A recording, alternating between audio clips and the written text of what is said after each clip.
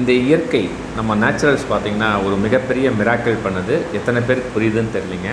நம்ம உயிர் வாழ்கிறதுக்கு தேவையான அத்தனையும் இந்த பிரபஞ்சம், இந்த இயற்கை நமக்கு சிறப்பாக கொடுத்துருக்கு. பாருங்கள், நீர், நிலம், காற்று, நெருப்பு, ஆகாயம், நம்ம அத்தனை தேவைகளையும் சிறப்பாக செயல்படுத்துது. நல்லவன் கெட்டவன் எதையும் பார்க்காம இந்த இயற்கை நமக்கு அந்த உதவியை நலமாக செஞ்சிட்ருக்கு.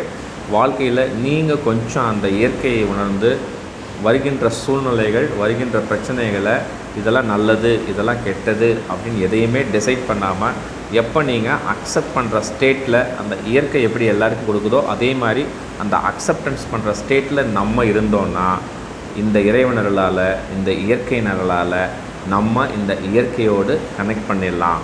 இவ்வளோ தான் லாஜிக். ஸோ அந்த மாதிரி சூழ்நிலையில் நம்ம தேவைகள் என்னன்னு கேட்குறோமோ அது சிறப்பாக இந்த தானாக நடக்கிற இயக்கத்தின் மூலமாக அற்புதமாக நடக்கும். இதுதான் உண்மை. செயல்படுத்தி பாருங்கள், உண்மை புரியும்.